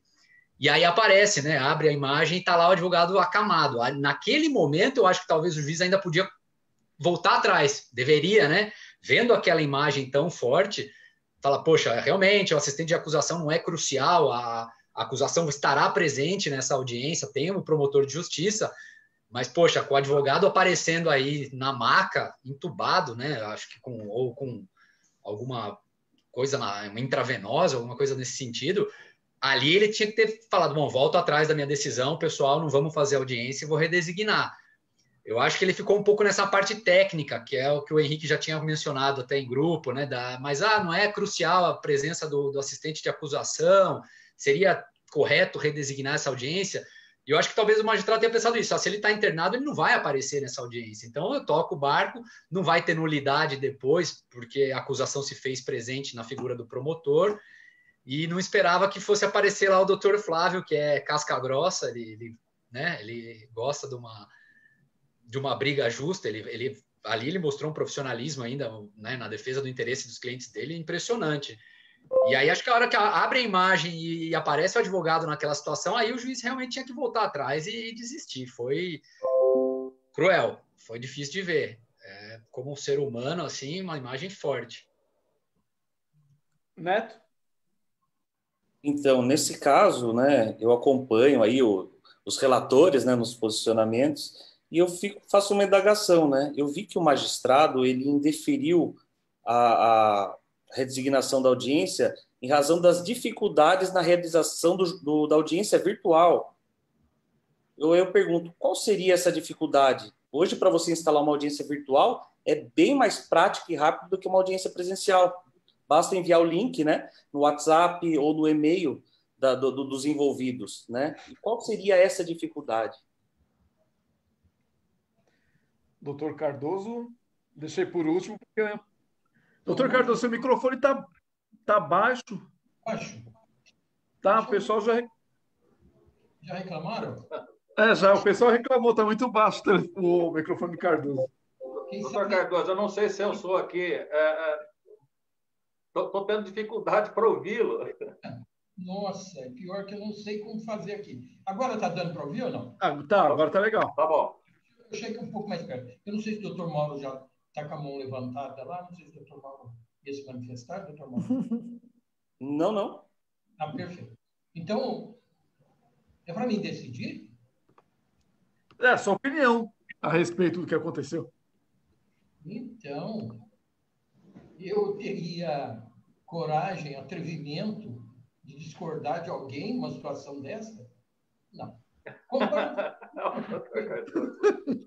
com tudo que foi dito. Eu vou fazer só duas colocações. Primeiro, existem sujeitos processuais. Existem sujeitos materiais e sujeitos processuais em tratando de processo penal. Os sujeitos materiais do crime é o agente e a vítima. Os sujeitos processuais é o autor e é o réu. Na ação penal pública, Ministério Público. Na ação penal de iniciativa privada, o querelante, ofendido, seu representante. O sujeito processual, nós temos também obrigatório, sujeito processual obrigatório, no caso, o autor da infração, passa a ser o réu. Mas como sujeitos processuais, nós temos sujeitos processuais obrigatórios e sujeitos processuais facultativos. Dentro dos sujeitos processuais facultativos, nós encontramos, por exemplo, a vítima que pode se habilitar como assistente do Ministério Público. Não é um sujeito processual obrigatório. O seu não comparecimento à audiência não causa prejuízo. Ou através do advogado. Estou insistindo nisso, concordo com tudo que foi dito. Puxa vida, pondera, pensa um pouquinho, não faz isso com o advogado, mesmo não sendo obrigatório. Mas que não era obrigatório, não era. Poderia fazer? Poderia fazer. Eu vou... Era o único advogado ou era um escritório de advocacia? Por quê? Porque, às vezes, não sendo o único advogado, se for o único advogado, perfeito. Se for o escritório de advocacia, ele pode não comparecer, mas tem outro. Então, eu não tenho esses dados para me manifestar. Agora, concordo com tudo que foi dito. Que isso? Uma situação dessa, pondere, vai atrasar, talvez seja até vantagem para o assistente que conclua logo a instrução, mesmo ausente o advogado. Mas, convenhamos, né? O advogado está naquela situação, poderia bem ter realizado. Mas, tecnicamente, nós teríamos dois aspectos a serem relevados. Esse tema foi colocado, o Marcelo, o Marcelo, o Glauber e o Mauro, eles são testemunhas que eu falo, opa, peraí, vamos ver direito bem isso aí. Vamos lá. Quando aquele live espectador, no começo aqui da live, falou no sentido de que, hoje está tudo meio que ou é A ou B. Tá a advocacia em peso. Que é isso? Que é isso? Que aconteceu? Eu, no primeiro momento, falei, que absurdo é esse? Fazer uma audiência com o advogado na cama. A imagem já chocou, né? E nós conhecemos o doutor Flávio Grossi, realmente, um advogado bom, briga, representa, veste a camisa. Mas aí já veio a primeira notícia, assistente de acusação. Aí já me levantou a antena que fala, opa, peraí, vamos ver melhor isso aqui, né? Eu tenho ressalvas com assistente de acusação, embora esteja presente no Código de Processo Penal, e o doutor Jorge disse que já foi muito importante. O Aurílio Lopes Júnior, aliás, ele até fala que é inconstitucional a questão do assistente de acusação, porque a ação penal é privativa do Ministério Público e quando é ação penal privada, compete ao ofendido. Eu tenho ressalvas, mas eu não vou entrar nesse segmento. Aí me vem a segunda informação de que eu já tinha lido num lugar e depois eu acabei escutando em outro.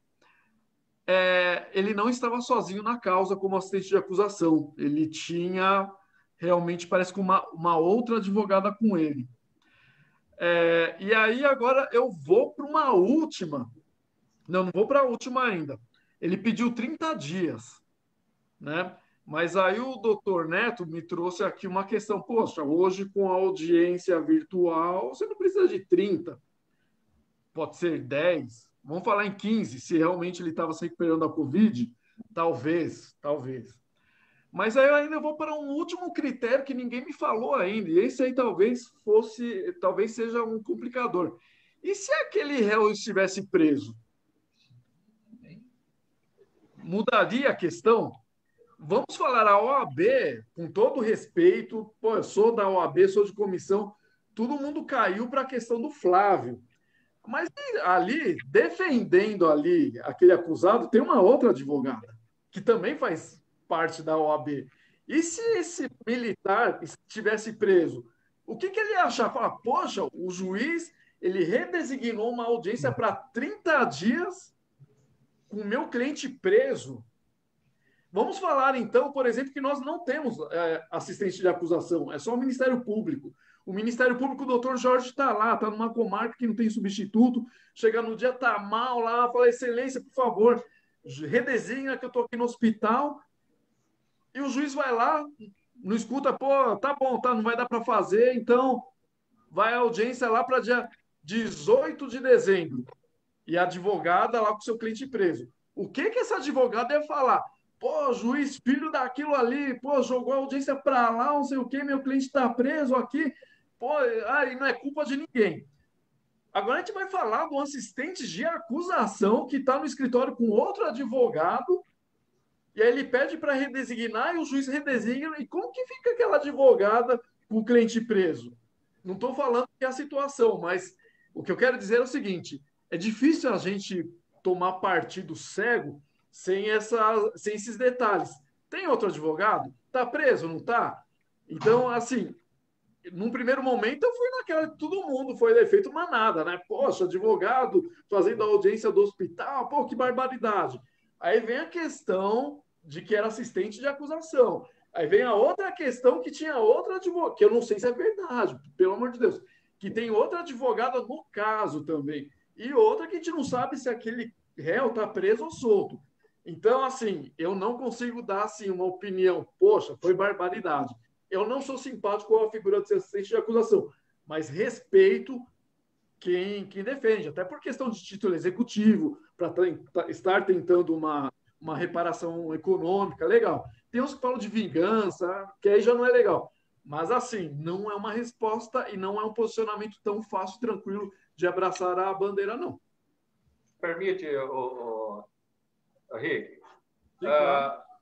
Nesse caso, aí depois o doutor conclui, o doutor Jorge conclui, os colegas também.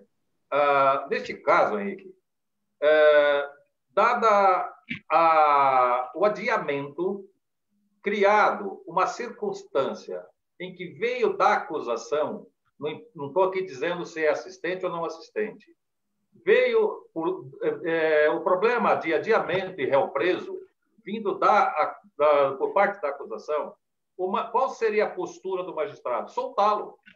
Porque quem deu causa ao fato foi a acusação. Então, teria que soltar. Mas não foi o Estado, né, Valdir?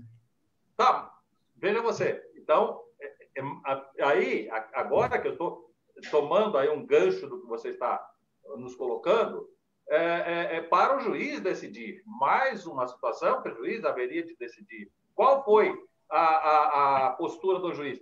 Eu, particularmente, eu falei com relação à imagem feita, utilizada, como o Neto falou, ou para a audiência, ou corta aquela... Diz, olha, doutor, o senhor aqui não vai participar. Ou seja, o advogado, o colega que está internado, quem vai dizer que ele não armou essa situação? Tá, aí precisa prescrição médica para ter nulidade no processo. Entendeu? Então, são circunstâncias que nós estamos analisando. Apenas eu disse, ele estando naquela condição, não deveria haver a audiência. Teria que, sim, a audiência, mesmo porque ele pediu para, segundo o que está na mídia, ele entrou com uma petição pedindo o adiamento. Não foi concedido. Tá, e se tivesse concedida, teria que, aliás, o Ministério Público não ia deixar, certo, doutor Jóio? Não ia deixar isso acontecer porque ele é assistente. Ou seja, daria causa à soltura do réu em razão de acusação, dar motivo para o adiamento da audiência. Agora, a única circunstância é o impacto que deu de fazer a audiência com o advogado naquela circunstância, que também não acho plausível. Você entendeu? São coisas diferentes. Concluí. Certo. Eu concordo aí com o doutor Valdiner. Eu não sabia dessa situação, né?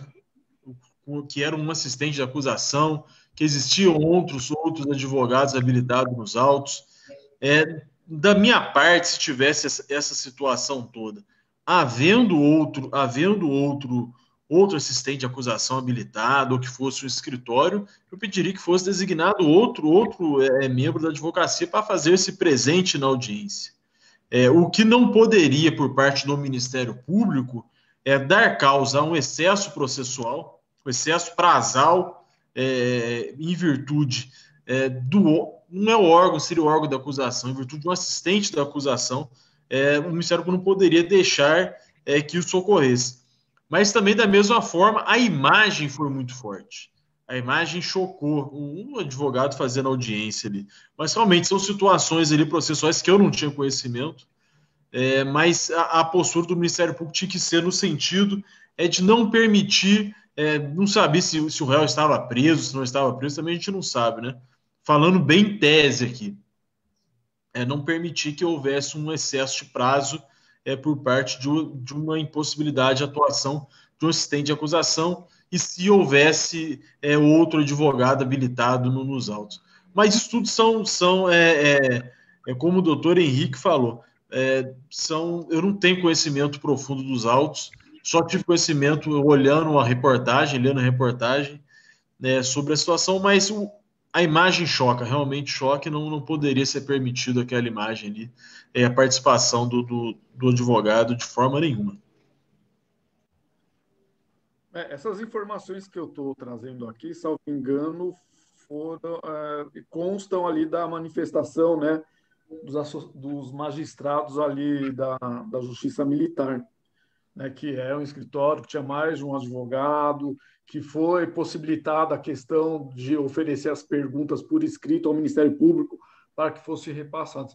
Ou seja, eu não abracei a causa logo de saída, e ainda conforme vieram chegando algumas outras informações, eu falei, não sei, eu até, o Glauber, o Marcelo e o Neto, eles são testemunhas, eu comecei a questionar o pessoal no grupo, né, de falar, peraí, cara. Enfim, é minha opinião. Eu não tenho opinião formada, não, e é aquela coisa, né?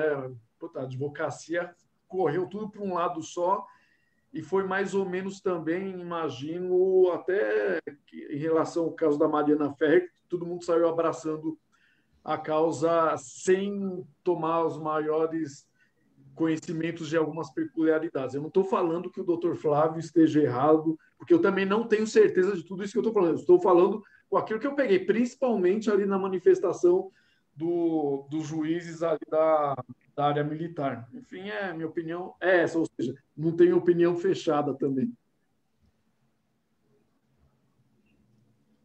Posso aproveitar um momento? Sim, claro. Tratando de ética, limites, até tratar de limites da ética no processo penal, não é tão simples. Estabelecer limite é muito difícil. Mas aproveitando o momento e fazendo uma propaganda, e com certeza não será uma cultura inútil. Quem não conhece ainda, conheça o Estatuto ou o Código de Ética da Magistratura, criado pelo CNJ em 2008, já com 12 anos. Esse Código de Ética, ele tem 12 capítulos, não é tão longo. Ele tem 42 artigos, ele trata de 13 princípios aplicáveis ao magistrado. E, por exemplo, princípio da independência, princípio da imparcialidade, especificando, quando fala na independência, diz que o juiz exige do magistrado que seja tecnicamente independente, mas não interfira de qualquer modo na atuação jurisdicional de outro colega, exceto em respeito às normas legais. E segue dizendo que é esse princípio da independência. Vem na sequência tratando do princípio da imparcialidade que nós conhecemos. O magistrado imparcial é aquele que busca nas provas a verdade dos fatos e segue. E não para por aí, não pode dar tratamento diferenciado. Princípio da transparência. A atuação do magistrado deve ser transparente, documentando os seus atos. E continua, são mais expositivos. Princípio da integridade pessoal. Princípio da integridade profissional. O magistrado deve comportar-se na vida privada de modo a dignificar a sua função e continua lançando apenas trechos. É dever do magistrado recusar benefícios. Ao magistrado é vedado usar para fins privados, sem autorização, os bens públicos. Princípio da diligência e dedicação.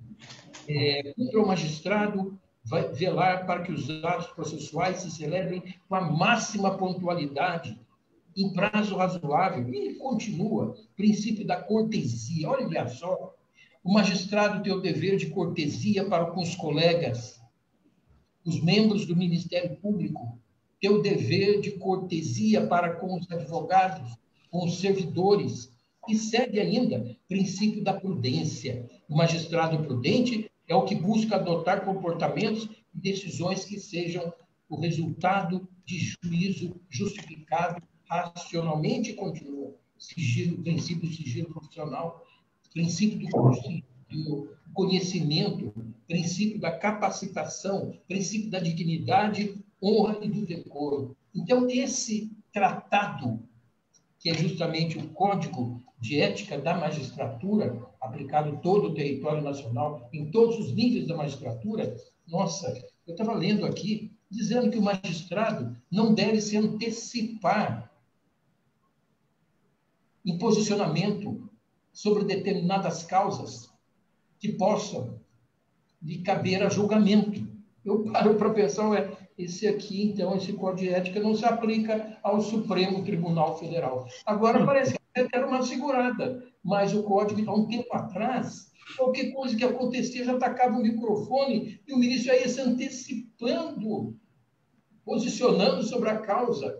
É tudo aqui escrito. Então, eu insisto nisso, é bom conhecer que amanhã, quando formos impugnar ou representar contra um magistrado, porque violou a ética, para que fundamente está no Código de Ética, no artigo tal, no inciso tal, especificando isso, é muito bom. Nós precisamos também de fiscalização, nós precisamos de um controle externo. Às vezes o advogado, às vezes o Ministério Público nos apresenta certas situações que nós paramos para pensar, opa, era um pouquinho, posso estar excedendo nisso aqui. Nós somos passíveis de erro. Nós somos passíveis de abuso. E nós não podemos abusar. Então, nós, magistrados, nós precisamos do Ministério Público. Nós precisamos da Ordem dos Advogados para que nos apresente sempre que estivermos em situação de descontrole, inclusive no processo penal, sejamos chamados para buscar chegar em um ponto que não fira a ética. Isso é um favor que nos fazem. Não seremos, nós não podemos abusar. Até porque nós temos lei mais recente que cuida de abuso de autoridade e que é bom, nem em tese, violar. Obrigado. Oi, pode falar, Jorge. Não, boa as observações do professor Cardoso. Excelente. O doutor Marcelo, ele parece que precisa sair, né? Que já tem um compromisso. Eu tenho uma pergunta, mas eu acho que ela pode ser que ela venha se estender, e eu acho que talvez vá ficar para uma próxima, porque já são 8 horas também, né? É em relação à suspeição do juiz que aconselha a parte. E ultimamente tem aparecido muito disso, né? Sérgio Moro, ali flagrado. Uns dias atrás aí tivemos ali a questão também numa juíza ali do Fora da Barra Funda, em que os advogados saíram, acho que salvo engano, da sala de audiência, ela começou a conversar com a promotora, vazou, mas em razão do horário, ficaremos com esse assunto, acho que para uma próxima live, doutor Jorge, doutor Cardoso, doutora Maria Gabriela, doutor Valdiner, doutor Glauber, doutor Mauro. Doutora Gabriela, faz as honras do encerramento? Claro, com o maior prazer. Primeiramente, quero agradecer a todos, até os colegas que precisaram se ausentar. Agradecer ao doutor Henrique, doutor Valdiner, doutor Cardoso, meu grande mestre, amigo, doutor Marcelo, doutor Glauber, doutor George, que como o doutor Valdinei, eu estou surpreso que ele é seu irmão, mas somos muito parecidos, olha. O doutor Mauro, e foi com certeza um debate muito profícuo, como todas as lives da jurisprudência comentada, é uma honra estar sempre aqui, sempre fazendo com que o meu conhecimento aumente, porque os colegas são pessoas que vivenciam, estudam e têm a coragem de falar para o público. Obrigada para o público que está aqui presente, participando, e excelente noite para todos. Gabi, eu só vou tomar a palavra aqui antes, fazer uma correção, que na introdução eu disse que o doutor Cardoso e o doutor Jorge eram os primeiros convidados aqui fora dos quadros da advocacia, mas eu peço perdão para a doutora Cristina Escher, foi uma juíza que esteve conosco aqui semana passada. Foi uma brilhante exposição, eu até convidei ela para participar da live de hoje, mas ela teria o compromisso. Então, o doutor Cardoso e o doutor Jorge não foram os primeiros, mas voltarão em breve, com certeza. Agradeço aqui o convite, né, doutor Cardoso. Lembrando a todos aqui que no dia 25, pela OAB Cotia, o doutor Cardoso fará uma palestra a respeito de prescrição penal. E estão todos convidados aqui, eu aguardo aqui a presença de todos, tenho certeza que será uma aula. Quero agradecer também o Dr. Jorge Elias, que eu já sabia que era irmão da doutora Gabriela, não fui pego de surpresa como o Dr. Valdinei. Ele acompanha nossas lives também, está sempre conosco, espero que não seja a primeira e última vez que estará conosco. A sugestão de acordo de não persecução penal está anotada aqui na minha cabeça. Farei convite para outros colegas também e agradeço imensamente. Como eu digo para todos, né? Quem passa por aqui volta, mas volta como amigo, porque acaba se tornando colega de todos nós. Agradeço, como sempre, o Dr. Valdiner, nosso praticamente membro oficial, Dr. Glauber, aqui, como sempre, conosco, está meio quietinho hoje, mas sempre participando com colocações bem específicas. O doutor Marcelo também cada vez mais contribuindo. Doutor Mauro quietinho ali, mas também fez um apontamento excelente em relação à questão da audiência virtual. Enfim, esse é o meu boa noite. Se alguém quiser mais também a palavra, deixa à vontade. Posso aproveitar, então? Deve. Fizeram um agradecimento, doutora Maria Gabriela, doutor Henrique, doutor Valdinei, doutor Marcelo, doutor Glauber, doutor Mauro e doutor Jorge. Uma grata satisfação essa parceria, como o senhor disse, doutor Henrique. Faltou estender um pouquinho mais, ficar mais forma-se uma família. Forma-se uma família. Nós vamos quebrando barreiras. Amanhã vamos nos encontrar dentro de processos, sim. Vamos encontrar dentro do processo. Mas cada um sabe o seu limite, cada um sabe a sua atuação. Nós não precisamos nos preocupar com isso. Olha que grande noite, quanto aprendizado. Nós não somos os mesmos de minutos atrás. É uma realidade. Nós temos a oportunidade de aprender. E nós não podemos abrir mão desses momentos. Não, quando me convidaram, falei, nossa, que bacana conversar com advogados. Eu me sinto muito livre, muito, eu diria, assim, à vontade para isso. Até porque trabalhamos, discutimos tecnicamente, dentro das nossas opiniões. Então, muito obrigado por propiciar esse momento, eu diria, esse momento singular na minha vida, oportunidade de aprendizado. Muito obrigado a todos presentes. Posso só complementar com o meu boa noite aqui para vocês, mas só uma observação. Tudo que a gente está trazendo, a maioria dos temas polêmicos aqui, não só com relação à jurisprudência, mas esses desastres de audiência que estão sendo registrados e estão sendo divulgados aqui. Mas, ao contrário disso, esses encontros que nós fazemos aqui, eles trazem muito mais do que aprendizado.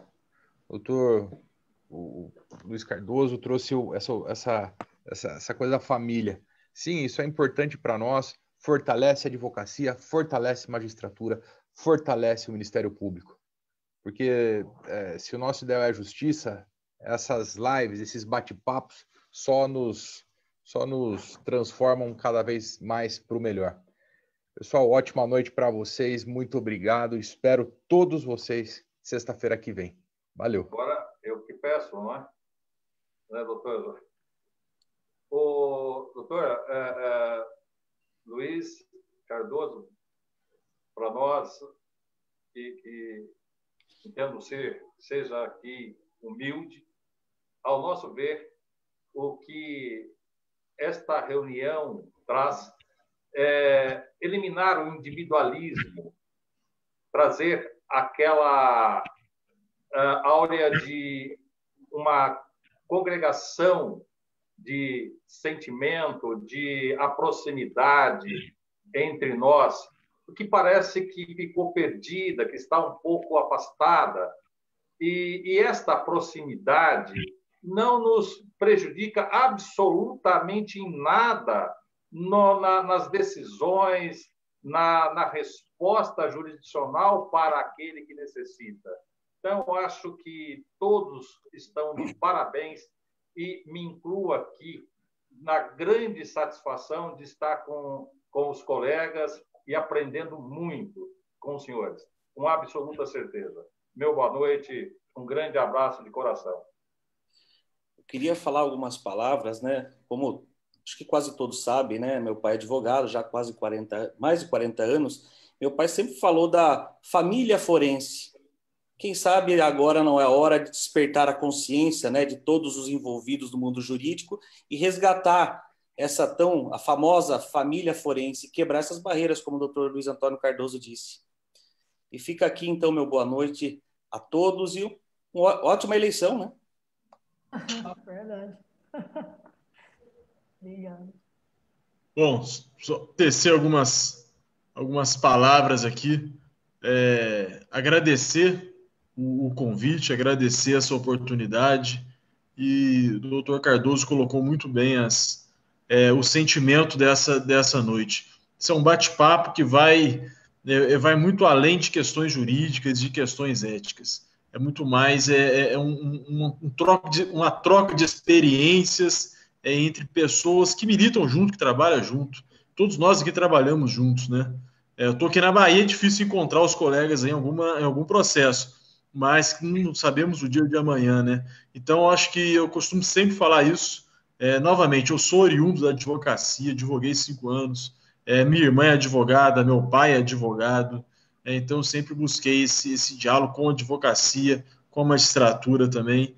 Então, encontros como esse só faz crescer o entendimento, crescer essa união das pessoas que militam no processo, que devem ser cada vez mais fortes, respeitosas, porque no final a justiça a todos deve alcançar.